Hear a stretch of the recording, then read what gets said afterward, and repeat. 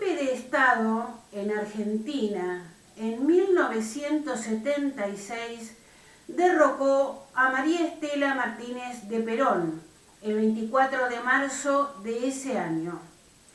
El golpe instaló en el poder a una dictadura cívico-militar que se autodenominó Proceso de Reorganización Nacional y se caracterizó por implementar un plan sistemático de terrorismo de Estado, que permaneció en el poder hasta diciembre de 1983. El golpe fue planificado y ejecutado en el marco del Plan Cóndor, un sistema clandestino de coordinación represiva entre países latinoamericanos promovido por Estados Unidos como parte de la doctrina de la seguridad nacional que generalizó las dictaduras en América Latina con el fin de mantener el control sobre esos países durante la Guerra Fría.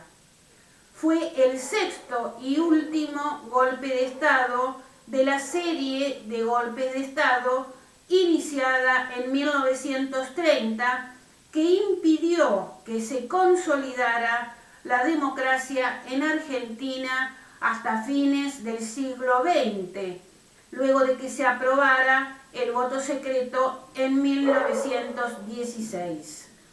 Los líderes del golpe fueron juzgados y condenados luego de la recuperación de la democracia en diciembre de 1983 por cometer miles de crímenes de lesa humanidad.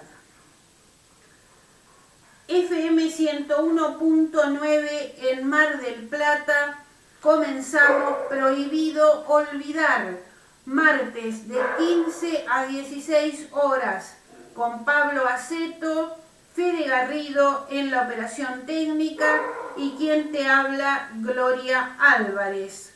Vamos a saludar ahora a Pablo Aceto. ¿Qué tal, Pablo? ¿Cómo estamos? Bueno, muy buenos días. Hoy estamos transmitiendo en directo. Buenas tardes. Buenas tardes.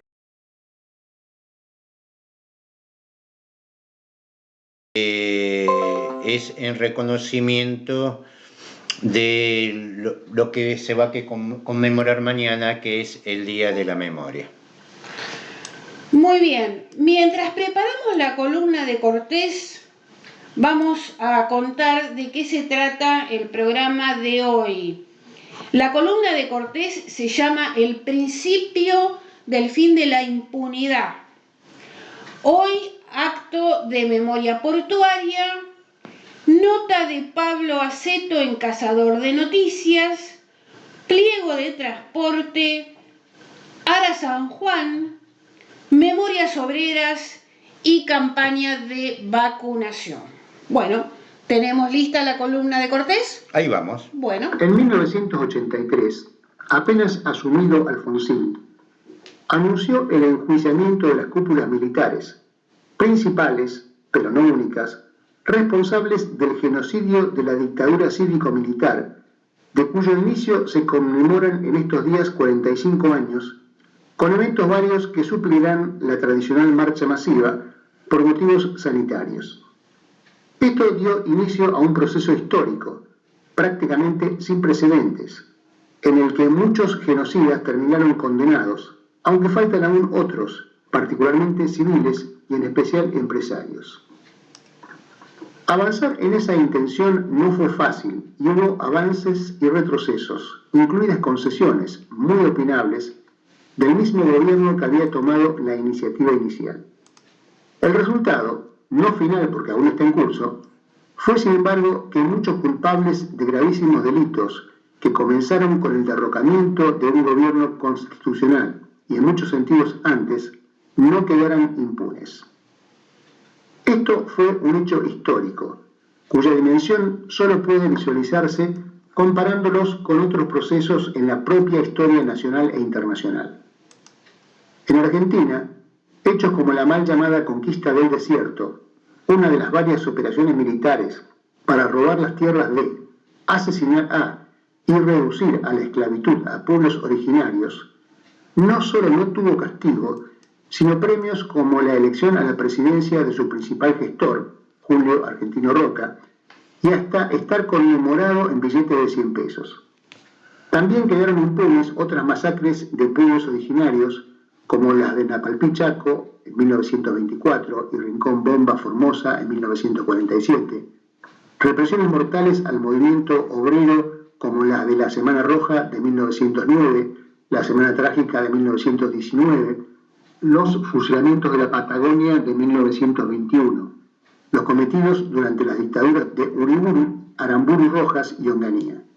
Todos actos de terrorismo de Estado que, en general, cuando tuvieron alguna revisión o investigación posterior, llegaron a lo sumo a un pedido de perdón oficial, casi siempre cuando ya todos o la mayoría de los protagonistas habían desaparecido físicamente. La lista es obviamente muy incompleta. Internacionalmente se podrían citar cientos o miles de situaciones similares de masacres completamente impunes país por país. En Sudáfrica, tras la brutal dictadura blanca del apartheid, se dio un proceso encabezado por la Comisión para la Verdad y la Reconciliación, basado en el concepto tradicional que los sudafricanos llaman Ubuntu. Existen valoraciones muy diversas acerca de su resultado. Sus detractores consideran que proporcionó impunidad a criminales confesos. Sus defensores argumentan que permitió el esclarecimiento de desapariciones y otros delitos que hubieran quedado en la oscuridad de otro modo, así como que facilitó la indemnización y el reconocimiento para las víctimas. Se ha convertido en un modelo para posteriores experiencias en distintos países que salían de periodos de violencia, dictadura o guerra civil. Verbigracia, Colombia, en la actualidad, con la Jurisdicción Especial para la Paz. En este caso, muy degradada por el sabotaje del gobierno de Iván Duque a todo el proceso de paz. Pero en 2021 estamos presenciando nuevos avances en los procesos de justicia y reconocimiento histórico, que si logran consolidarse, significarán un salto ético y democrático para América Latina y la humanidad. Uno de ellos es la decisión del actual gobierno argentino de acusar ante la justicia a los responsables de tomar ilegalmente un préstamo desastroso con el FMI. Esta acusación podría decirse que tiene un doble sustento.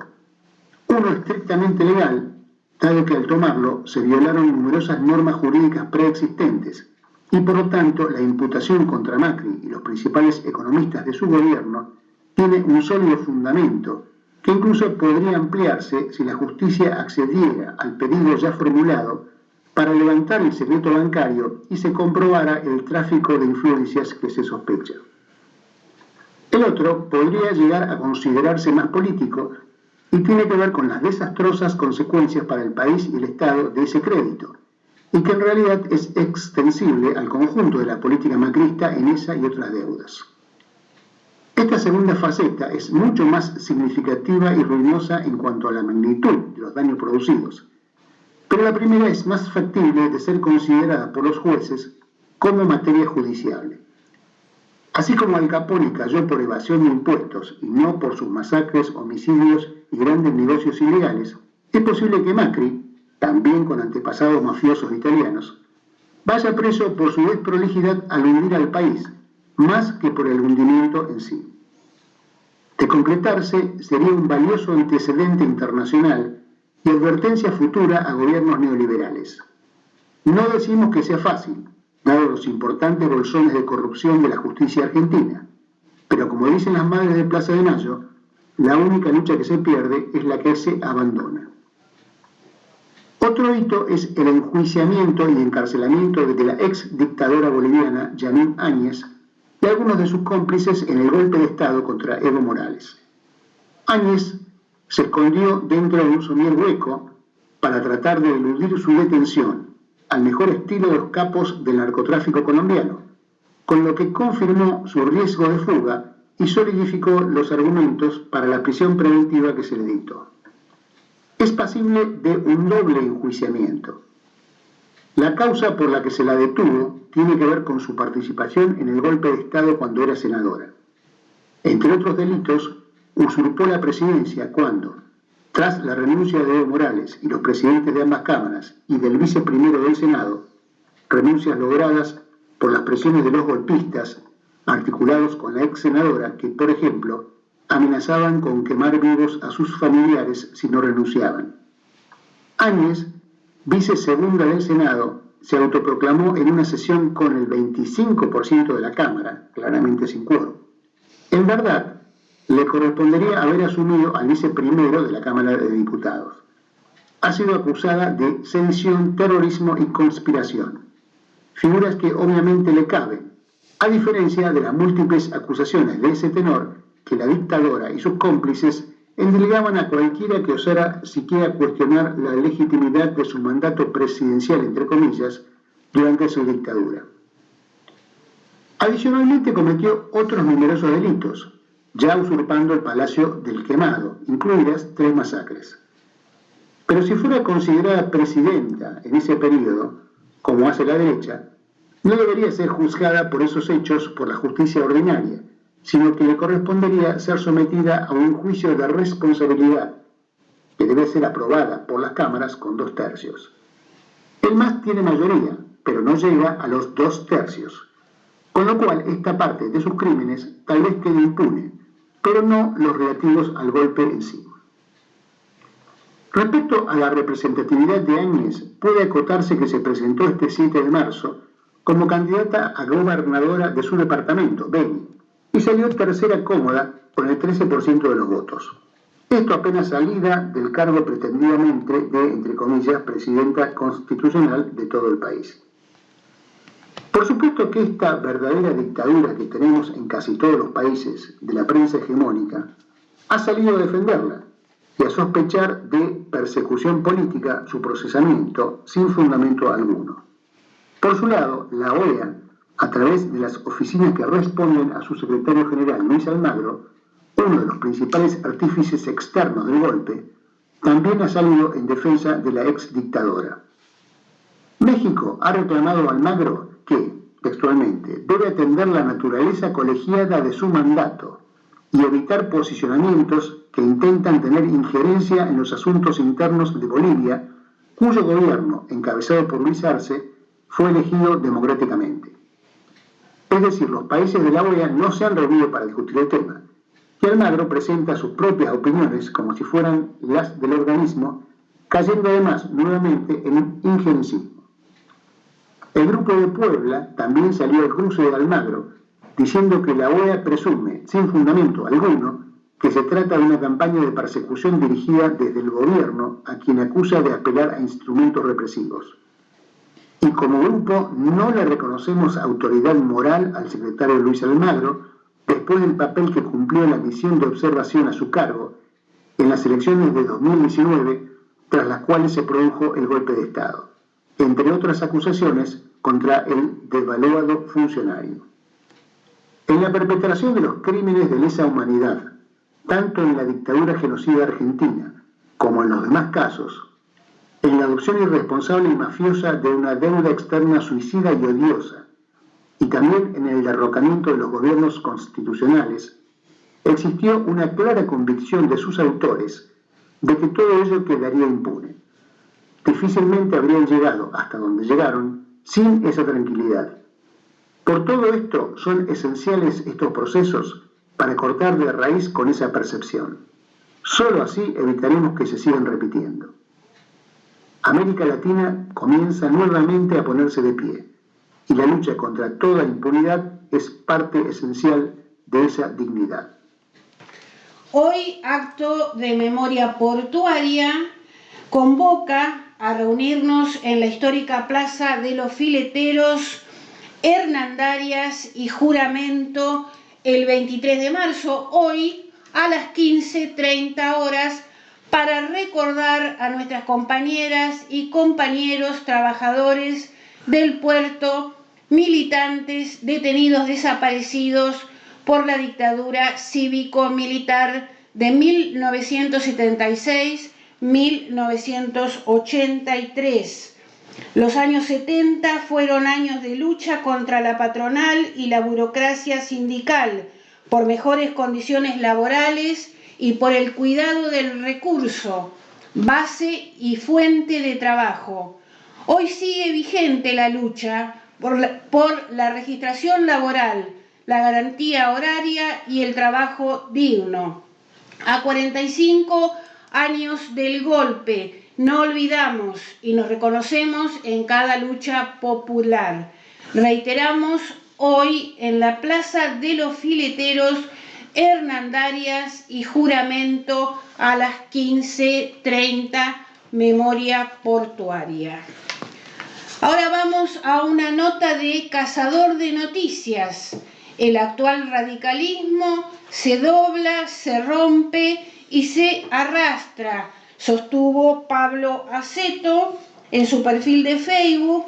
El dirigente del socialismo auténtico cuestionó duramente el voto radical que permitió al oficialismo apurar en la Comisión de Movilidad Urbana el despacho del pliego de bases y condiciones para la licitación del servicio de transporte a fin de darle giro a legislación sin modificaciones sustanciales. La Comisión de Movilidad Urbana, con votos radicales, ya cumplió el primer paso para entregar el transporte público por 25 años, más prórroga a los empresarios del transporte, dijo Pablo Aceto. Y además agregó, los radicales dejaron a un costado la ordenanza 6979/87, que estableció crear la Sociedad Transporte Colectivo de Pasajeros de Mar del Plata, sociedad de Estado, destinada a elaborar las propuestas políticas respecto del transporte público. El actual radicalismo se dobla, se rompe, se arrastra o lo que haga falta y los valores éticos se los pasa por el tujes.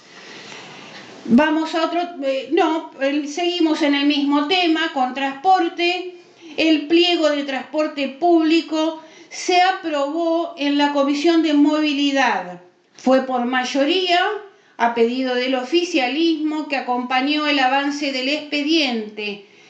La oposición solicitó que quedara en la comisión, pero la moción no prosperó. Ahora el proyecto pasa a la Comisión de Legislación. La Comisión de Movilidad Urbana del Consejo Deliberante aprobó este lunes por mayoría el proyecto del pliego de bases y condiciones para licitar el transporte público de pasajeros y ahora el debate, como decíamos, pasa a la Comisión de Legislación. Luego de que la semana pasada se postergara el tratamiento hasta este lunes, con el objetivo de sumar nuevas propuestas, finalmente el oficialismo consideró oportuno el avance del expediente, algo que no fue acompañado por la oposición, desde donde solicitaron que permaneciera en comisión para profundizar el debate. Muy bien, dejamos aquí y vamos ahora a la columna de Pablo Aceto, que se llama, ya acá lo tengo, el sinsentido de los biocombustibles. Pablo. Muy bien, ahora se está debatiendo fuertemente sobre una ley que se está por vencer, que es la de que se ampara la producción de biocombustible con un corte del 10%, pero hay otras propuestas también que están saliendo, pero como no hay claridad de lo que se está discutiendo, no por lo menos hacia la población, ¿qué es realmente lo que se está discutiendo cuando se discute biocombustible? Digo, como que estamos la mayoría hablando de algo que realmente no conocemos. En esto, me parece, seguramente vamos a seguir con el programa siguiente. Primero habría que conocer, perdón, ¿qué se habla cuando se habla de biocombustible? ¿De qué se trata esto? Habíamos dicho en el programa anterior que sobre las fuentes de energía, independientemente a lo que son los hidrocarburos, a lo que son de origen fósil, hay otras alternativas. Las hidroeléctricas, los aerogeneradores, y también están la de origen solar. Digo, el programa, esta columna, hoy antes de hablar sobre la nueva ley, sobre la antigua ley, primero vamos a hablar de qué se trata esto. Las de origen solar, habíamos dicho, son varias. Están las térmicas, están las fotovoltaicas y también están los biocombustibles. Los biocombustibles, por lo común, alguno pensará que es lo que las grandes cadenas de producción se están dedicando ahora. Mire, el tema, la verdad, de los biocombustibles es amplísimo. Si usted enciende una leña para calentarse, bueno, usted está usando un biocombustible. Porque biocombustible se habla sobre la utilización energética de la biomasa. Y el origen de la biomasa es solar. Se produce a partir de la fotosíntesis. Tener en claro el origen de lo que es el biocombustible es fundamental porque concentra la discusión de base. Porque acá la discusión de base no es si los combustibles fósiles o los combustibles o los biocombustibles. Acá la discusión base es la utilización eficiente, económica y ambiental que proteja el ambiente de los combustibles alternativos. Porque acá parece que la discusión es siempre A contra B, contra C, y a veces A y B son tan malos como, como lo que se quiere sacar. De hecho, también la Comunidad Económica Europea ha dispuesto, hace algunos años atrás, estamos hablando allá por el 2005, 2004, la utilización de un corte de biocombustibles para un poco dar soluciones en relación con la emisión de gases de efecto invernadero. Ahora, ¿esto es así? ¿Es realmente una solución ecológica el biocombustible? Mira, hay alguien que dice que no. Incluso el título de la columna, que no es mío, El sinsentido de los biocombustibles, viene a referencia de un artículo, un trabajo de científico, de alguien que sabe mucho sobre la generación de la biomasa a través de la fotosíntesis, que es el alemán Helmut Mitchell, que gana el premio Nobel en 1988 por determinar la estructura tridimensional de las proteínas que hacen posible la fotosíntesis en las plantas. Es decir, el hombre de fotosíntesis sabe. Y de lo que es la generación de la biomasa para uso de combustible. Y entra en esta discusión a partir de este concepto. ¿Qué es lo que dice Helmut Mitchell? Que todos los biocombustibles esencialmente son absurdos. Lo explica en este artículo. dice que explica con detalles por qué todos los biocombustibles son esencialmente absurdos y por qué el cultivo del biocombustible es un modo extremadamente ineficiente y contraproducente de utilizar las superficies cultivables del planeta para el uso de energía. La eficiencia de la fotosíntesis en este sentido es ridícula. Deja la eficiencia teórica máxima de la fotosíntesis en el 4,5. ¿De qué estamos hablando? Del aprovechamiento de la energía solar. Según explica este científico, los pigmentos de la fotosíntesis de las plantas solo pueden absorber el 47% de la energía lumínica en ellos. Pero resulta que, por ejemplo, la luz verde, la ultravioleta, la infrarroja son inútiles para las hojas de la planta. No solo eso, sino que con un 20% de la radiación lumínica máxima del sol, las plantas ya entran en saturación. Es decir, que de la energía lumínica que utilizan nada más que las plantas, solamente llega a utilizar el 20%. Porque, lógicamente, el objeto de la fotosíntesis no es generar energía, es para generar otra cosa. Cuando, lógicamente, el aprovechamiento del sol a través de la fotosíntesis, a través de la utilización de la biomasa, desperdicia el 80% de la energía solar. A partir de aquí, las reacciones químicas que forman parte del proceso completo de la fotosíntesis, resulta que solo un 11,8% de la energía recibida puede ser almacenadas en las plantas. La reacción imperfecta que produce en la oscuridad de la noche, que es la otra cara de la moneda de la fotosíntesis, combinada con la ausencia de agua suficiente, es importante proporción del día, deja la eficiencia teórica máxima de la fotosíntesis en un 4,5%, suponiendo que una planta perfecta, en condiciones perfectas, y en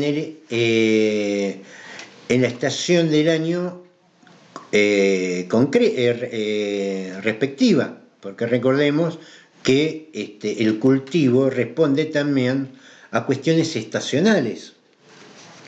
La observación empírica, sin embargo, sitúa la eficiencia real del proceso alrededor del 1%, incluso en las plantas de crecimiento rápido.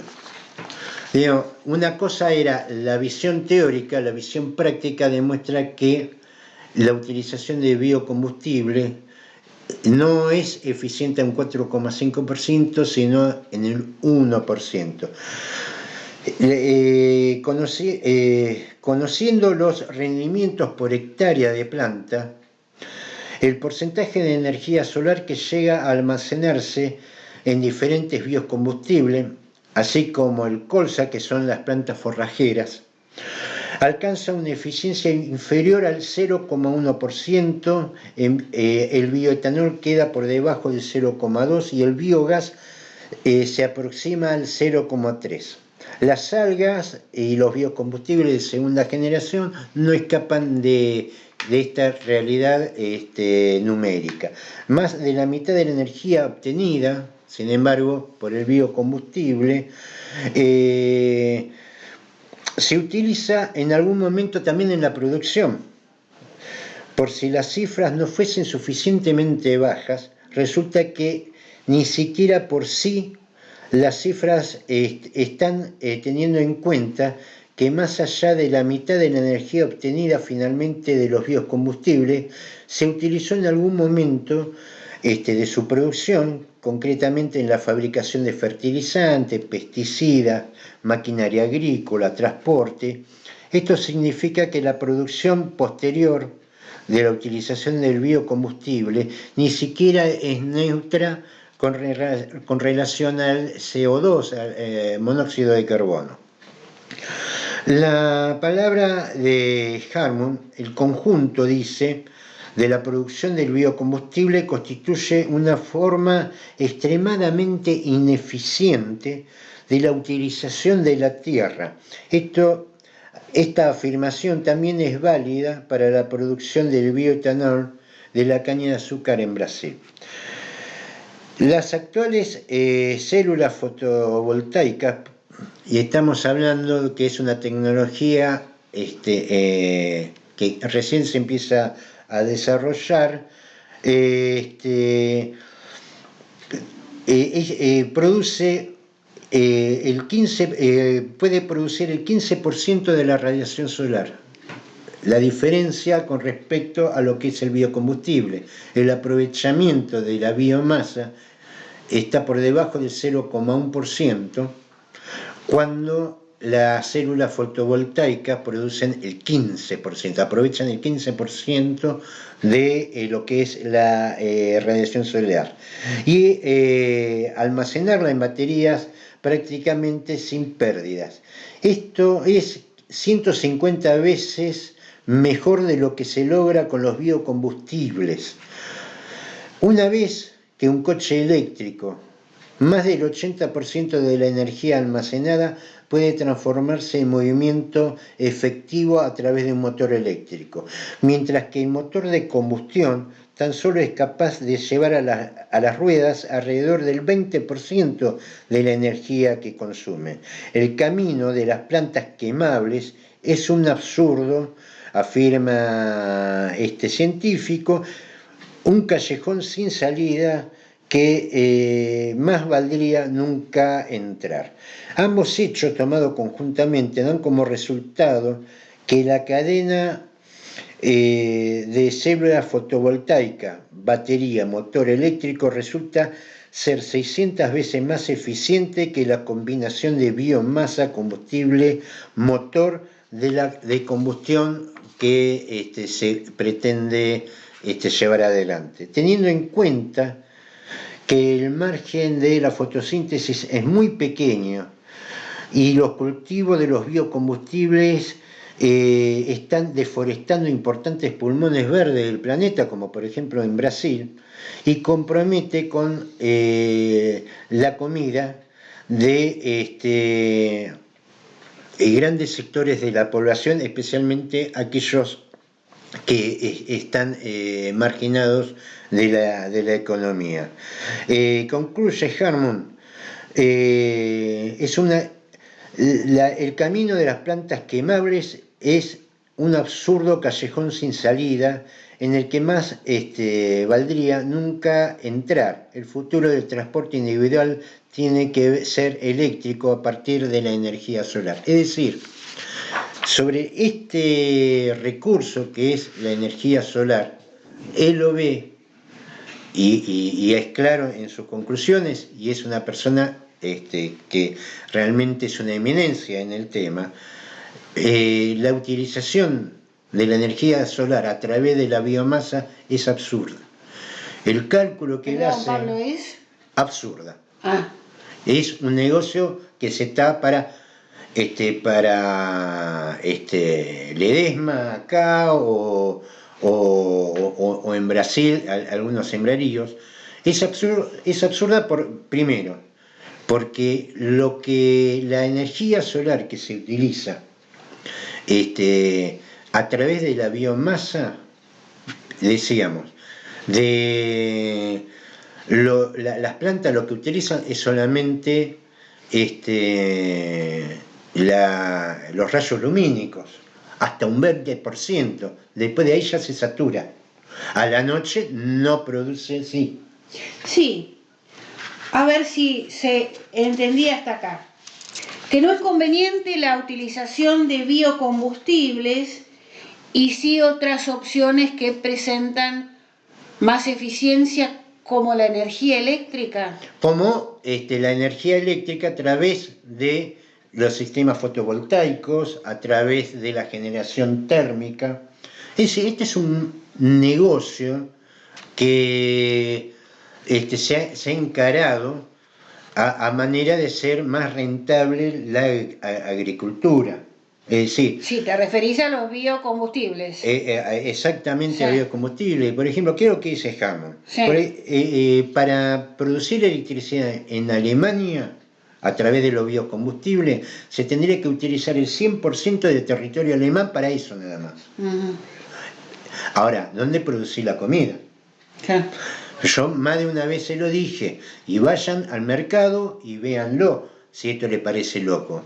Y fíjese cuánto aceite de maíz hay en stock en los supermercados. No hay, Sí, prácticamente. sí. O muy poco. ¿Por qué? Porque se está desviando toda la producción hacia la generación de energía, es decir, hacia la generación de algo que no es eficiente, como por ejemplo puede ser a través de la utilización de la energía solar, a través de la generación térmica o a través de la generación fotovoltaica. Lógicamente, alrededor de esto hay un gran problema de tipo geopolítico, porque ¿quiénes son los que pueden aprovechar más la radiación solar, por ejemplo, para producir electricidad con energía renovable, como es la fotovoltaica, como es la térmica? Por ejemplo, lo que es la producción de pilas de hidrógeno, que se necesita mucha energía eléctrica, y vuelve a poner otra vez en el eje de la producción energética a Medio Oriente, porque entre los lugares más óptimos para la producción de lo que es energía a través de la radiación solar es en el desierto del Sahara, por ejemplo, entre otros lados. Entonces, esto también genera un problema geopolítico. Ahora, por otro lado, nos está generando esto de tener autonomía energética a partir del cultivo, nos genera otro problema. A ver, el que está produciendo girasol, ¿le va a convenir seguir produciendo girasol? ¿O se va a alargar también al maíz para producir biocombustible? ¿O qué va a pasar con el precio del aceite y de los otros productos? A ver, estamos hablando de la polenta va a pasar a ser un lujo. ¿Por qué? Porque es tan baja la eficiencia de la biomasa a la hora de generar energía, que la superficie que tenés que cultivar arrasa con todo. Por ejemplo, Son muy extensas. tiene que ser extensa, porque cuando vos podés aprovechar el 0,1% de la energía solar a partir del biocombustible, vos lo que necesitas es extender las zonas cultivables, como por ejemplo se está desarrollando verdaderos naturicidios, destrucción de selvas autóctonas, como por ejemplo en Indonesia, algunas zonas de Malasia, África y el mismo Brasil. Es decir, que para producir un combustible que se supone que es ecológico, están destruyendo las selvas nativas y los pulmones verdes del mundo. Aparte, también te condiciona terrenos cultivables para la alimentación, o es energía o es alimentación. Por otra parte, también la producción de energía, al no ser una producción de un producto comestible, también te abre la posibilidad de utilizar otro tipo de agroquímicos. Ya malos son los que están. Imagínate los agroquímicos que se utilizan para un producto que no es alimenticio, que es netamente energético. ¿Qué va a pasar con la tierra? Es decir, esto que acá en la Argentina está favoreciendo a sectores de la producción agrícola, muchas de ellas multinacionales, otras como Blaquier, es el camino que la Argentina tiene que recorrer de acá en adelante como política energética para dar soluciones a sus problemas. Ya en su momento hablamos de lo que era el fracking en Vaca Muerta, y la verdad que no nos equivocamos. Todo el 2019 hablando de eso, al final nadie nos va a dar la razón, pero la verdad que no nos equivocamos. Y este camino también de los biocombustibles, que aparte aporta un 3% en lo que es el precio de los combustibles que tenemos ahora disponibles, porque hoy por hoy el corte es del 10%, hay otro proyecto, pero me parece que antes de hablar de los proyectos de ley que hay en relación con los biocombustibles, es preciso tener en claro de qué estamos hablando cuando hablamos de biocombustibles. La eficiencia de la conversión de la biomasa a biocombustible, dice Harmon, oscila entre el 0,15 y el 0,3%. Y las células fotovoltaicas tienen ya una eficiencia entre el 15 y el 20%, digamos, en eficacia en relación de traducir en energía la energía solar. La energía a través solar, a partir de la biomasa, la eficiencia de la utilización de la energía del sol es entre el 0,15 y el 0,3%, cuando las células fotovoltaicas van entre el 15 y el 20%.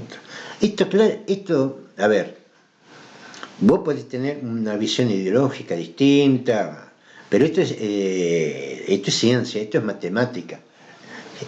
Digamos, hay realidades materiales, hay mucho que se subieron pensando, porque esto creo que en el 2006 se hace o se promulga el decreto donde se obliga a las petroleras a hacer un corte de biocombustible. Mire, la verdad que esto también lo están haciendo la Comunidad Económica Europea, y lo que están planteando gente que realmente son íconos en lo que es en el conocimiento científico sobre estos temas, que se va por el camino equivocado. Lógicamente, esto vuelve a pone en Centroamérica, pone en Medio Oriente, otra vez como preponderantes en la producción de energía. Pero lamentablemente la naturaleza, el sol, no reconoce geopolítica. Es lo que es, hace lo que hace, y tratar de contradecir lo que es las reglas naturales muchas veces nos llevan por el camino equivocado, como por ejemplo ahora estamos viviendo esa segunda pandemia que es el calentamiento global. Esto va a quedar grabado, así que va a quedar como referencia. La semana que viene estaremos hablando sobre las políticas que se están llevando a cabo o las leyes que se están discutiendo en el país en relación con el biocombustible. Muy bien.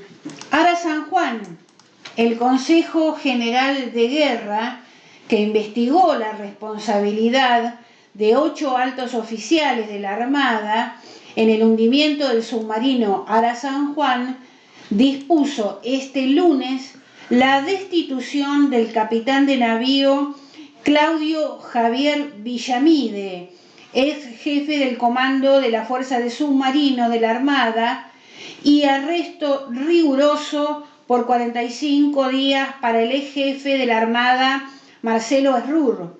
Según se informó oficialmente, Villamide fue sancionado por la negligencia en su accionar al evidenciar falta de cuidado o descuido de la tropa y equipamiento a su cargo, en tanto a Marcelo Errur por haber informado en forma incompleta al Ministerio de Defensa los sucesos acontecidos con el submarino, impidiendo de esta forma también proporcionar información a los familiares de los tripulantes, con el agravante de no comparecer ante la opinión pública.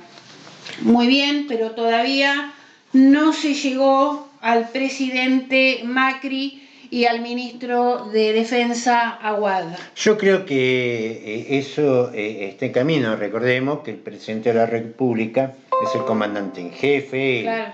y para él guarda las mayores responsabilidades, pero bueno, es una causa que está caminando, que no difiere de la tragedia constante y ya vieja de lo que es la Argentina en su relación con el mar, ¿no? Porque a esto también hay que sumarle más de 100 pescadores, Sí.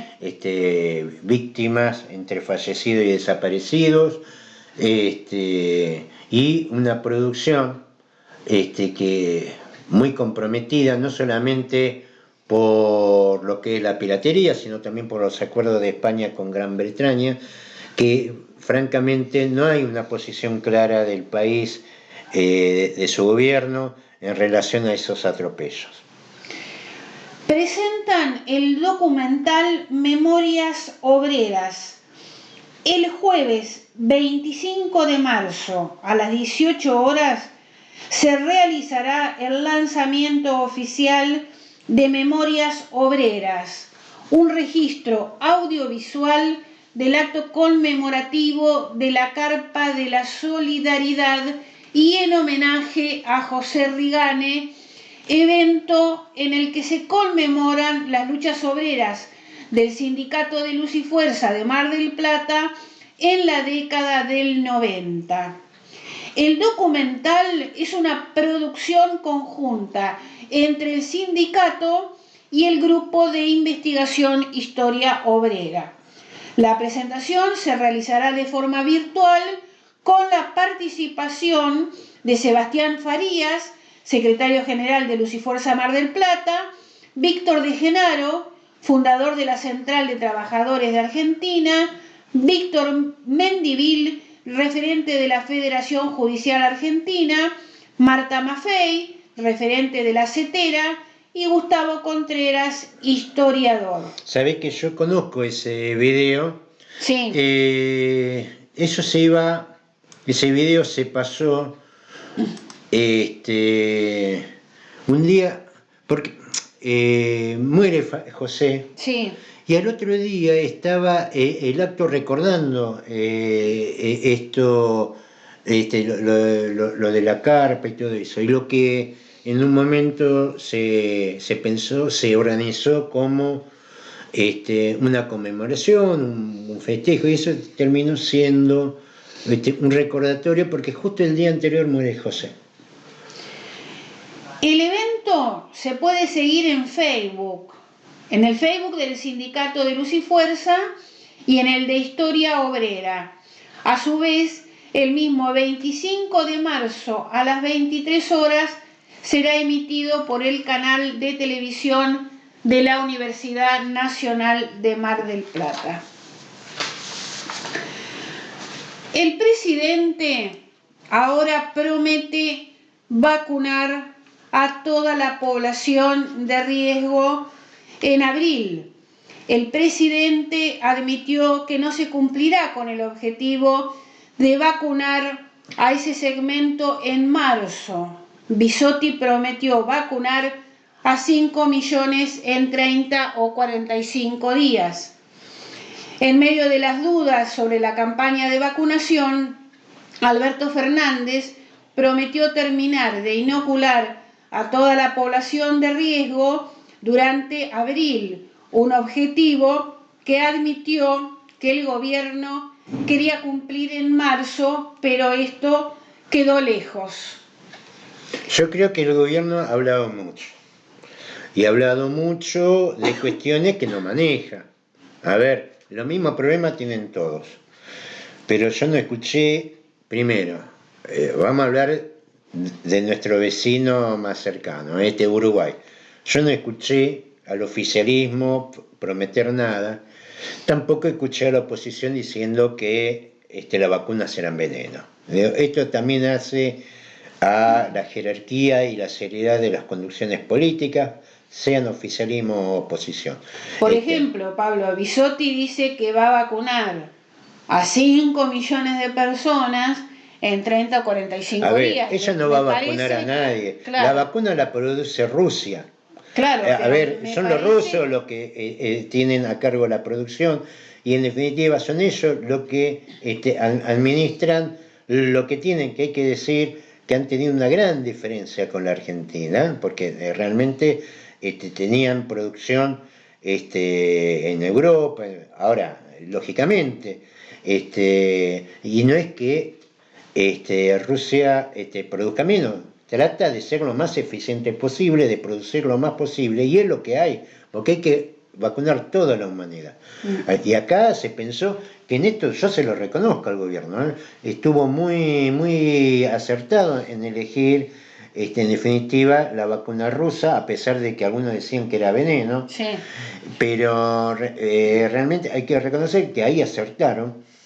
Pero tampoco se puede decir que... Sí, porque con la de AstraZeneca hay varios problemas. Hay varios problemas que también en el volumen que se ha vacunado tampoco, a ver, era de esperar estas cosas, porque estamos hablando de una vacunación de emergencia. Sí. De todas resultó la más eficiente la rusa, incluso más que la china, pero hay que decir esto. Alberto no es el que administra la producción de la vacuna. La vacuna la producen los rusos, la producen en la cantidad que pueden y disponen. Digo, no es que solamente hay problemas con la producción de la vacuna en sí, hay problemas con la producción del vidrio que hacen los frasquitos. Con los envases. Con los envases, claro. La producción de vidrio. A ver, ¿por qué? Todo esto hace porque tenés que vacunar a toda la humanidad.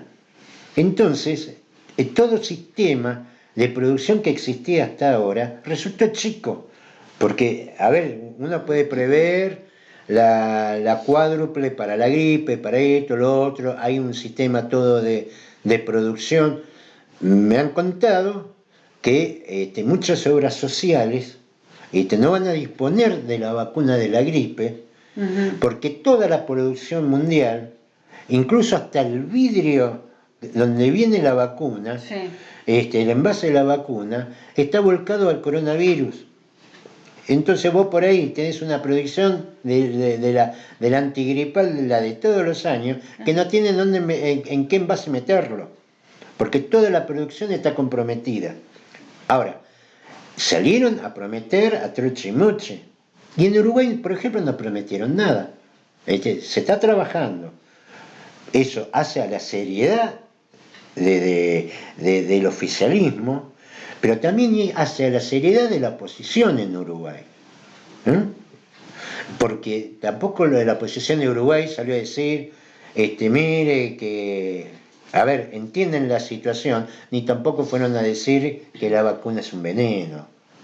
Digo, ¿qué diferencia con la dirigencia argentina? El presidente participó este lunes, junto a Kicillof, de un acto en la posta de vacunación de la Universidad Nacional de Lanús, con motivo de que la provincia de Buenos Aires alcanzó el 1.000.000 de personas vacunadas. Ya. Nuestro propósito era que las personas de mayor riesgo, mayores de 60, las de 18 y 60 años con alguna enfermedad prevalente, personal de salud y de seguridad y los docentes pudieran estar vacunados al 31 de marzo. Yo la verdad haría menos acto. Cosa que no pasó. Sí. Dijo Alberto, a 9 días de esa fecha, a la que obviamente no se va a llegar por falta de tiempo y falta de vacunas. Claro, yo la verdad haría menos la araca. No hagan acto, dedíquense a vacunar. No digan casi nada. Lo mejor posible. Hay otro montón de problemas para solucionar. Acá lo que hay que hacer es vacunar. No hagan acto, no hagan fanfarria.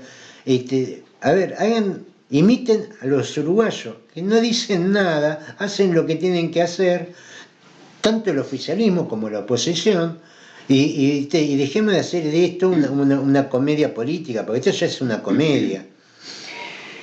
Bueno, agregó el presidente, creo que si logramos concretar los últimos acuerdos que venimos haciendo y que en verdad somos muy prudentes en anunciarlo, menos mal que son prudentes. Para no generar falsas expectativas, Desde agosto que nos estamos por vacunar y ahora resulta que son prudentes.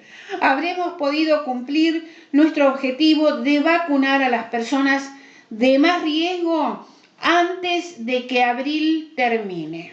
Muy bien, Pablo, ya estamos terminando, nos estamos despidiendo y nosotros, como siempre, con música. Volvemos con Prohibido Olvidar el martes que viene.